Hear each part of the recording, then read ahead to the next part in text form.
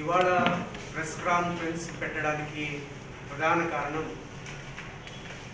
మన విజయనగరం జిల్లాలో కరోనా వ్యాప్తి గురించి మనము చాలా చర్యలు తీసుకున్నప్పటికీ కూడా రోజు రోజుకి దీని యొక్క తీవ్రత అన్నది లాక్డౌన్ అయిన తర్వాత చాలా ఎక్కువ కేసెస్ రికార్డ్ కావడం దృష్టిలో పెట్టుకొని ప్రజలందరికీ కూడా మీ ద్వారా విజ్ఞప్తి చేయడానికి తీసుకోవాల్సినటువంటి జాగ్రత్తల మీద జిల్లా యంత్రాంగం తీసుకుంటున్నటువంటి పలు రకాలైనటువంటి చర్యల మీద ఒక స్పష్టమైనటువంటి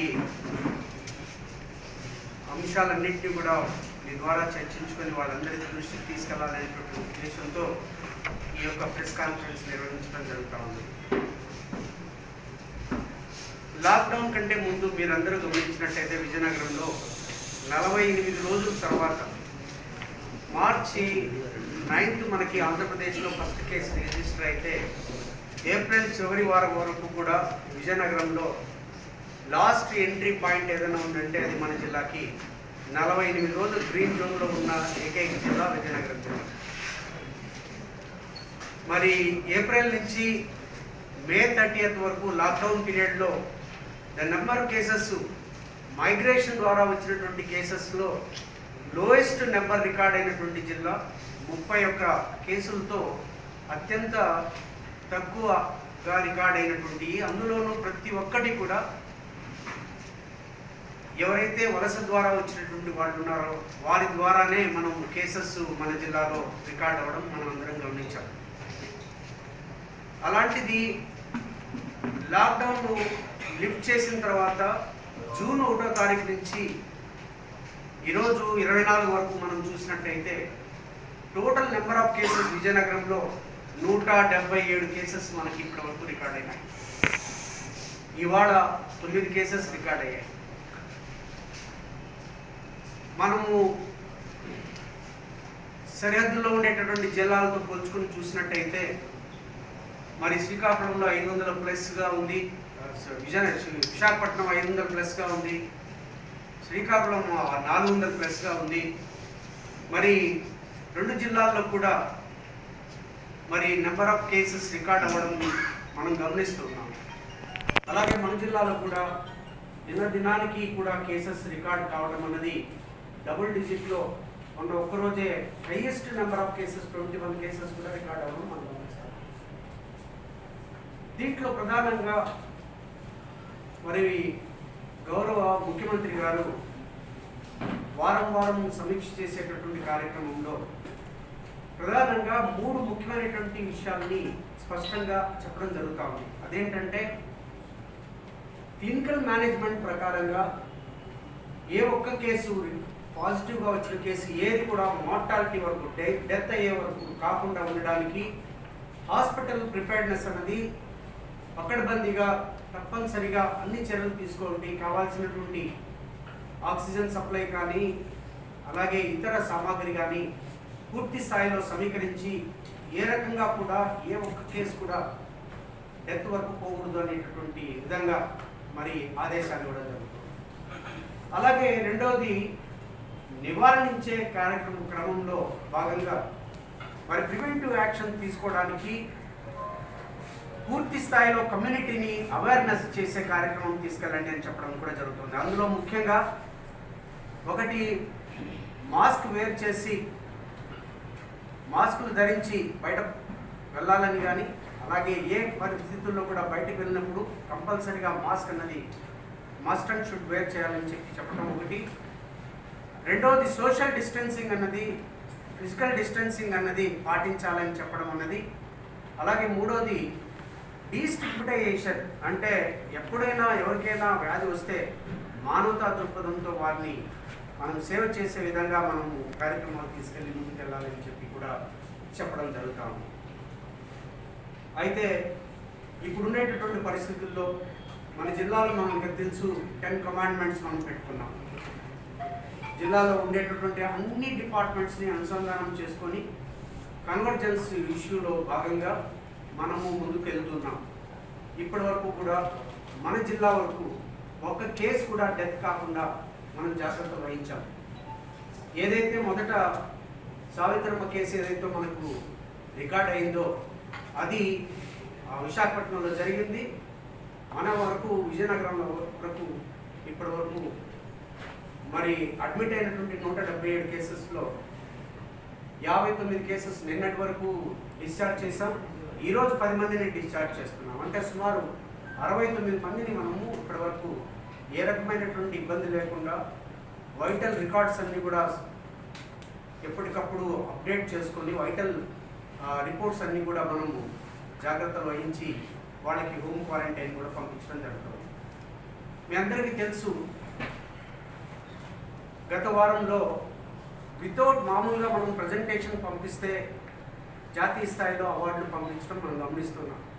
కానీ ఏ రిపోర్టు కూడా పంపకపోయినా, ఏ రికార్డ్స్ రిజిస్టర్ చేయకపోయినా వాలంటరీగా వాళ్లే అనాలిసిస్ చేసి ఏ జిల్లాలు కరోనా కట్టడిలో బాగా పనిచేస్తున్నాయని తెలుసుకొని మనకు వీడియో కాన్ఫరెన్సింగ్ ద్వారా మన యొక్క యాక్టివిటీని రికార్డ్ చేయడం జరిగింది. స్కాచ్ వాళ్ళు మనం తీసుకున్నటువంటి కంటైన్మెంట్ స్ట్రాటజీ కానీ, క్లస్టర్ స్ట్రాటజీ కానీ, క్వారంటైన్ స్ట్రాటజీ కానీ, శానిటేషన్ స్ట్రాటజీ కానీ, సప్లై చైన్ డిమాండ్కి సంబంధించినటువంటి అంశాలు కానీ, షెల్టర్ హోమ్ స్ట్రాటజీ కానీ, ఇవన్నీ జాతీయ స్థాయిలో ద బెస్ట్ పర్ఫార్మింగ్ డిస్ట్రిక్ట్ కింద మరి ఫైనల్ వరకు మనం జిల్లా వాళ్ళే ఎంపిక చేసుకోవడం జరిగింది. ఫైనల్స్లో కూడా మరి ఇక్కడ వీడియో కాన్ఫరెన్సింగ్ ద్వారా మరి 15 జిల్లాలు కరోనా కట్టడి విషయంలో 15 జిల్లాల్లో మనం పోటీ నిర్వహించి దాంట్లో కూడా సెకండ్ ప్లేస్లో సిల్వర్ మెడల్ సాధించడం జరిగింది. ఇంత చెప్పినప్పటికీ కూడా మరింత శ్రద్ధ తీసుకోవాల్సినటువంటి అవసరం మనందరి మీద ఉంది. దీంట్లో మనకు ఉండేటటువంటి స్ట్రెంగ్స్ ఏంటంటే కన్వర్జెన్స్ మెథడ్లో పోలీస్ డిపార్ట్మెంట్ కానీ, మెడికల్ అండ్ హెల్త్ డిపార్ట్మెంట్ కానీ, అలాగే అసోసియేటెడ్ డిపార్ట్మెంట్స్ అన్నీ కూడా ప్రతి ఒక్కరు కూడా ఈ యొక్క వాళ్ళు చేసేటటువంటి ప్రతి కార్యక్రమాన్ని కూడా కోవిడ్ కండిషనాలిటీస్కి, నామ్స్కి ఫిట్ అవుతూనే కార్యక్రమాలు చేయడం ఇది ఒక విషయం. అయితే రెండో విషయం, మనము అత్యంత దృష్టి పెట్టింది అవేర్నెస్ మీద, అవగాహన మీద. ప్రతి గ్రామాన్ని కూడా ఈ కార్యక్రమాన్ని చాటించే విధంగా ప్రతి ఒక్కరిని కూడా వైద్యుల్లాగా చేయాలి ఉద్దేశంతో. కరోనా అంటే ఎలా వస్తుంది, రాకుండా ఏం చర్యలు తీసుకోవాలి, ఈ రెండు ప్రధానమైనటువంటి అంశాల మీదనే మరి అవగాహన కార్యక్రమాలు కూడా మనం చేపట్టడం జరుగుతాం. మరి ముఖ్యంగా మూడవది మరి కంటైన్మెంట్ విషయంలో, క్లస్టర్ విషయంలో కూడా మనకి 3 కంటైన్మెంట్ క్లస్టర్స్తో మొదలైనటువంటి జిల్లాలో ఈరోజు 40 ప్లేసెస్లో మనం కంటైన్మెంట్ క్లస్టర్స్ ఏర్పాటు చేశాం. వాటన్నిటిలో కూడా వెరీ స్ట్రిక్ట్గా ఎన్ఫోర్స్మెంట్ చేస్తున్నాం. కంటైన్మెంట్ అన్నది పోలీస్ వారి యొక్క సహకారంతో, మరి సర్వేలెన్స్ అన్నది మెడికల్ అండ్ హెల్త్ డిపార్ట్మెంట్ వారి యొక్క అనుభవంతో ఎప్పటికప్పుడు మనము ట్రాకింగ్ చేస్తూ, టెస్టింగ్ చేస్తూ, పాజిటివ్ వచ్చిన కేసెస్ని ఎప్పటికప్పుడు హాస్పిటల్స్లో చేర్పించడం జరుగుతూ ఉంది. సో ఇవి మనకి ట్రాకింగు, అలాగే టెస్టింగు, ఇవన్నీ కూడా మనము as per Covid incident order ప్రకారంగా 54, 58 ఆర్డర్ల ప్రకారంగా ఈ టెస్టింగ్ కార్యక్రమాలు చేస్తాము. ప్రధానంగా మనకి 3 ల్యాబ్స్ మనము ఆపరేట్ చేస్తా ఉన్నాం. ఒకటి మనకి మిమ్స్లో ఉండేటటువంటి టెస్టింగ్ ల్యాబ్ ద్వారా ఆర్టీపీసీఆర్ టెస్టులు చేస్తూ ఉన్నాం. రెండవది నాకో ల్యాబ్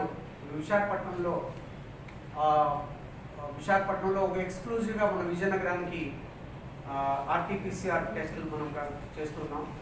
మూడవది ట్రూనాట్ టెస్టింగ్ కింద 18 మిషన్స్ ఆల్రెడీ మనం ఆపరేషన్లు పెట్టాం.